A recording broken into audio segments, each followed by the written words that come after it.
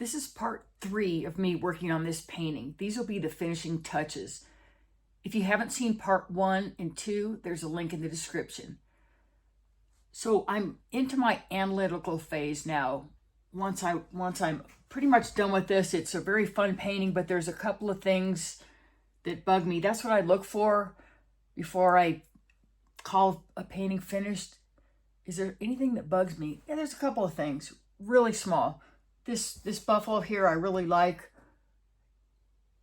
It's a pretty small detail, but his leg looks a little thick back here.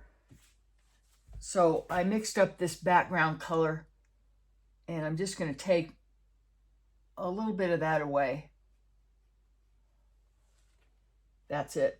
Also, there's some blue that to me kind of interferes with the shape of his nose and beard down here. So I'm going to take that away. This is optional. This is not like mandatory, but I decided that's what I was going to do. Another thing, while I have this same color, his nose looks a little round to me. I'm going to square it off just a little at the bottom. Slightly more angular. Again, it's such a minor adjustment, but not something I saw during the previous painting phases, but when you get into your analytical phase at the end, I just want to do a couple of things. It would have been okay if I didn't, but I really want to make this the best that I can do. And another thing, these trees are kind of heavy. There's a couple of trees right here. If you'll recall, I put those in. Anytime, if you want to make a tree look less thick and heavy, take the background color and just put a little bit of it in.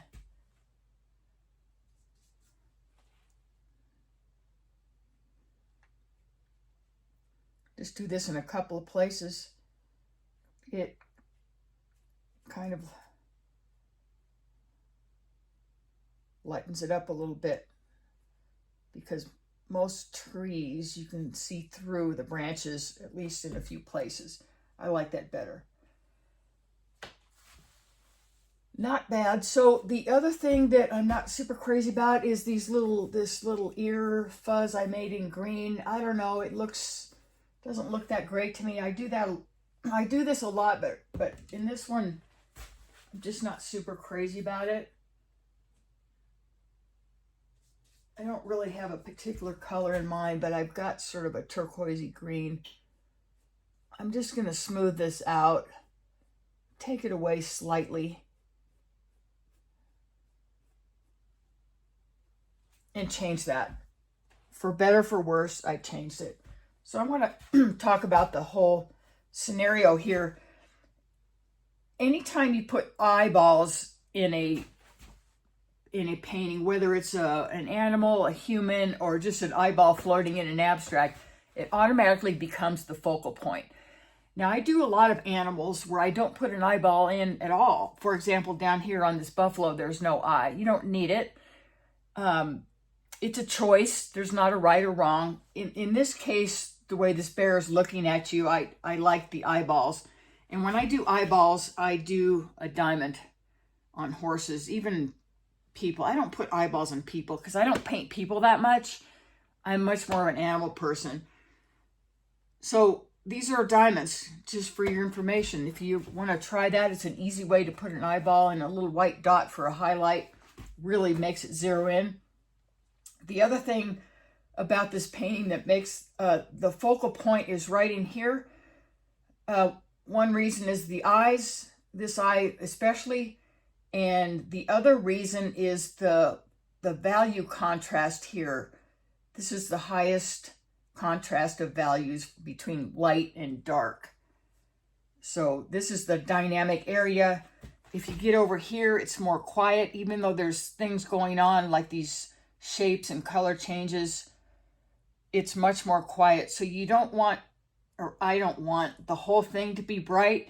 You've got to give the painting an area where it's more calm and less bright. Also, there's less contrast over on this side because I put the blue, turquoise blue in here as opposed to this really light, bright yellow. So again, this is the analytical phase, just the final touch-ups. I don't want to get overly fussy. I don't want to do a bunch of little knick-knacky things. I want to leave it kind of fresh the way I had it started. And if you look at these shapes, where in the beginning I was just doing intuitive painting, not trying to make sense of anything, this is how you arrive at this fresh look. Because if I painted a bear and tried to do this kind of stuff after the fact, it would just be, it wouldn't look as effortless, I think. So that's pretty much it. I think I'm done with this painting. I mean, I know I'm done. That's all I really wanted to let you know about. And if you were interested in a print of this, or possibly the original, there may be a link in the description.